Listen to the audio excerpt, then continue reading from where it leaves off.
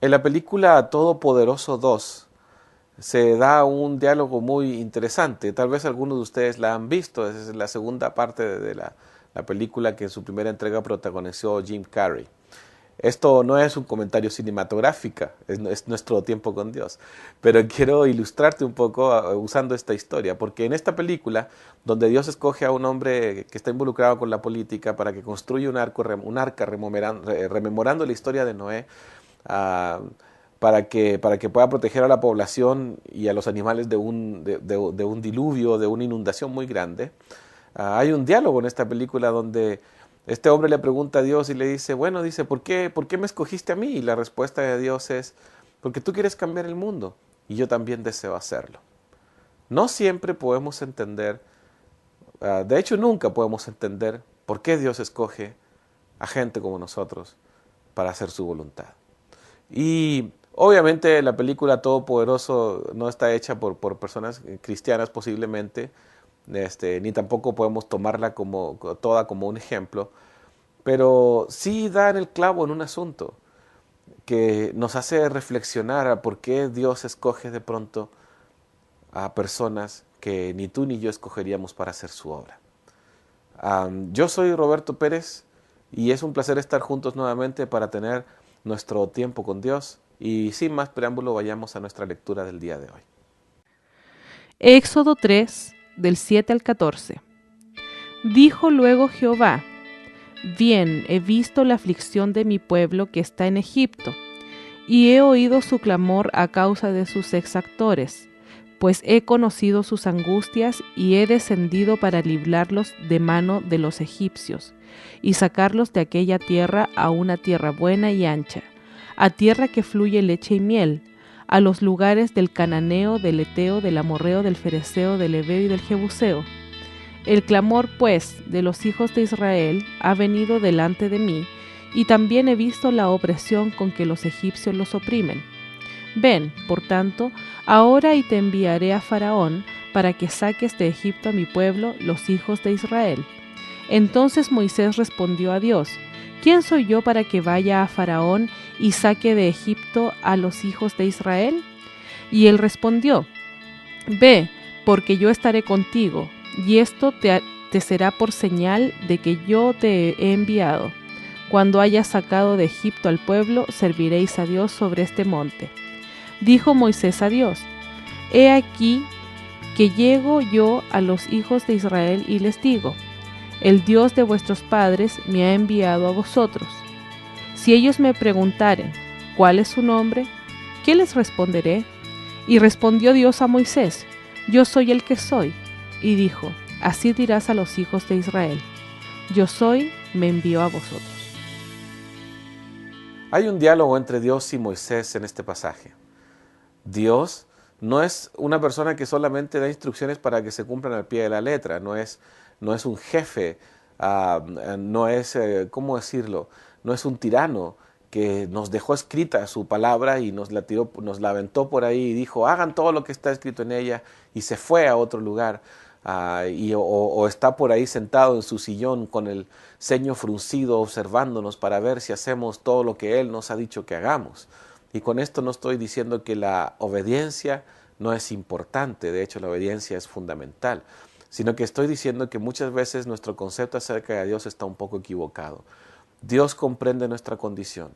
Y en este pasaje que acabamos de leer encontramos este diálogo donde Dios comienza a mostrarle a Moisés cuál es su corazón, cuál es su intención, cuál es la determinación que él tiene. Y porque comienza a decirle que él ha visto la aflicción de su pueblo, que él ha oído su clamor, que él ha conocido sus angustias, que él ha estado presente, que él ha visto y contemplado que los egipcios los oprimen duramente, los han esclavizado con dureza, con crueldad, y que ellos son su pueblo, y que él tiene la determinación de sacarlos de esa esclavitud a una tierra que fluye abundancia, y que esa tierra va a ser, está habitada por otros pueblos, pero que esos pueblos van a ser quitados de ahí para establecer ahí al pueblo de Israel. Y nuevamente repite que el clamor de Israel ha subido delante de él.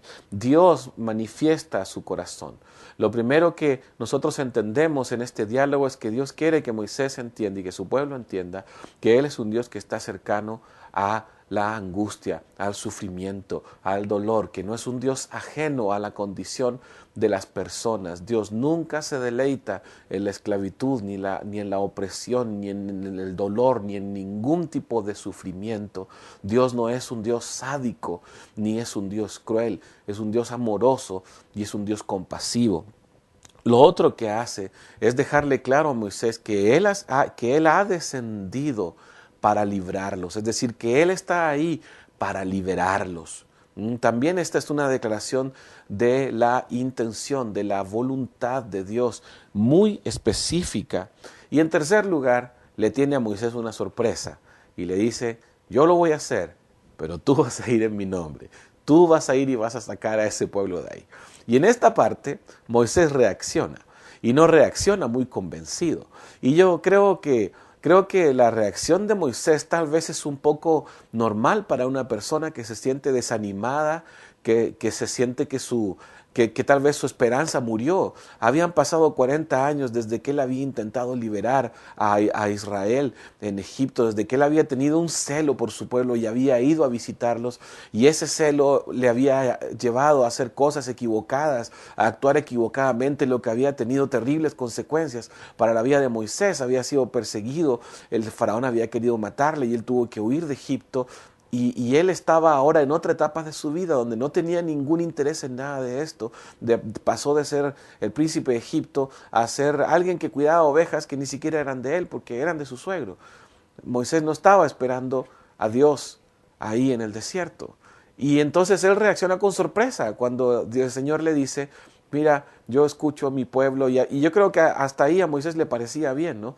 Y también le pareció muy bien que haya venido para liberarlos, pero cuando Dios le dice, así que ahora ven porque yo te voy a enviar para que tú saques a mi pueblo, entonces Moisés reacciona en esa parte y comienza un diálogo muy interesante. La primera pregunta que Moisés le hace al Señor dice, ¿por qué yo? ¿Quién soy yo? Y si ustedes se fijan, Dios nunca responde esa parte de la pregunta. Lo único que le dice es, ve, yo voy a estar contigo. Y esta es una seguridad que el Señor quería que Moisés tuviera para hacer su labor, para hacer su misión. Y fíjense cómo es el Señor bastante escueto en esta parte. Le dice, ve, yo voy a estar contigo y la señal que tú vas a tener de que yo te envié es que en este lugar vas a estar después. Tú, con todo el pueblo, en este monte me van a venir a adorar.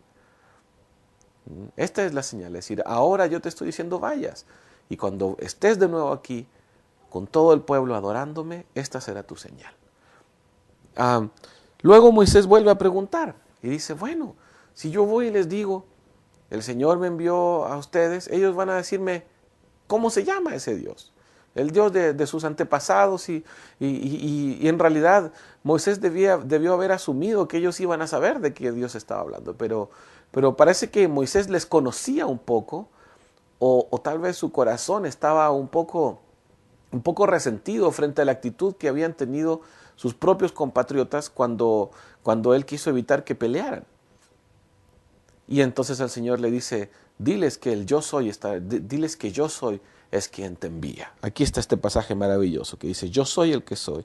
Así dirás a los hijos de Israel, yo soy, me envió a vosotros. Esta es la primera parte de la Biblia en que se usa esta palabra yo soy, que es la que dio origen a la palabra Jehová, Yahvé, el tetragramatón de estas 4 letras que significan el Señor, pero que en realidad es una declaración de la omnipresencia y de la eternidad de Dios, el Dios eterno y siempre presente.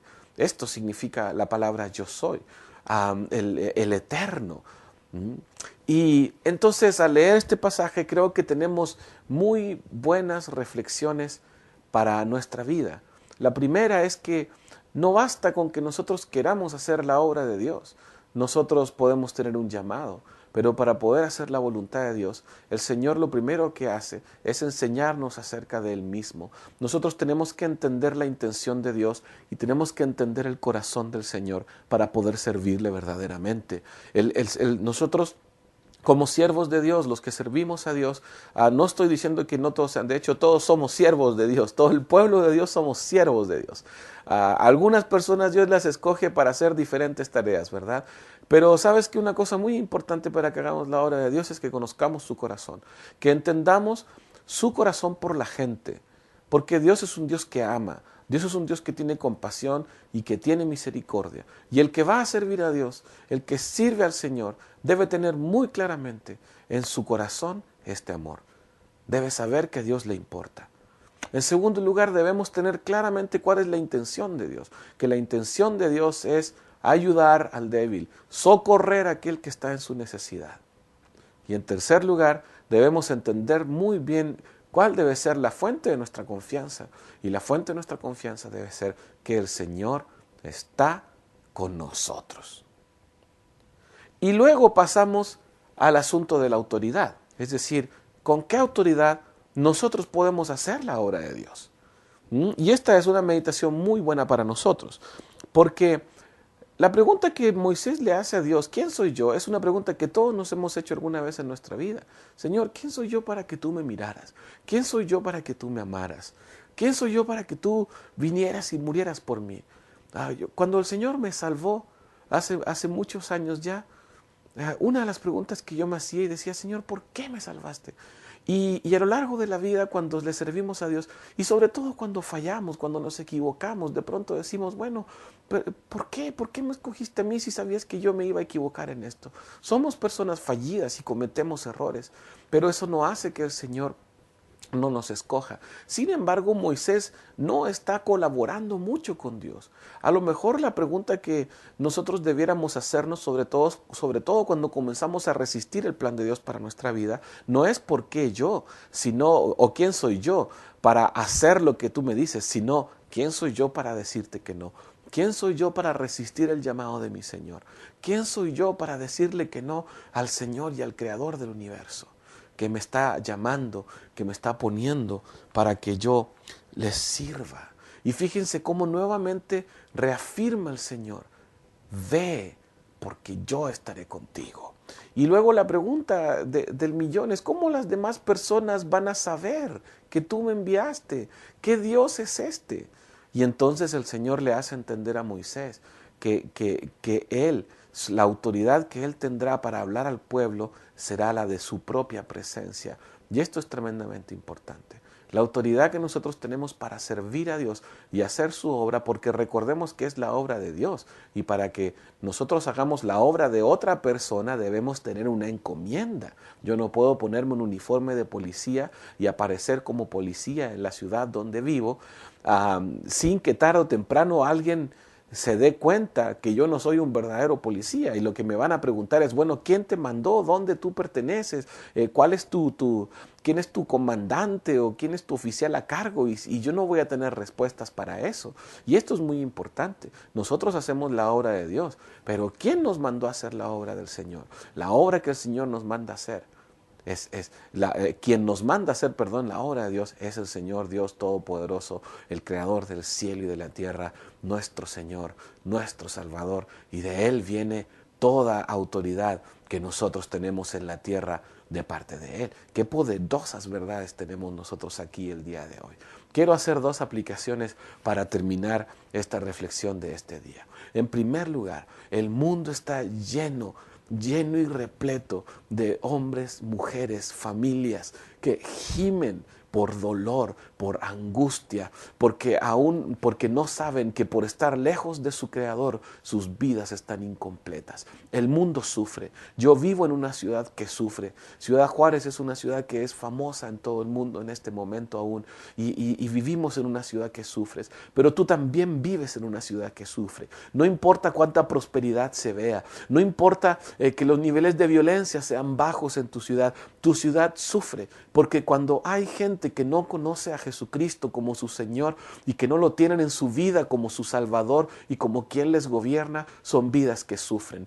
El mundo sufre, los divorcios, los hijos, los niños abandonados, la violencia, todo el pecado que genera vivir separados de Dios. trae sufrimiento al corazón humano. Mucha gente piensa que tiene una vida buena y digna, pero no saben que sufren. Y otros sí saben y gimen y claman.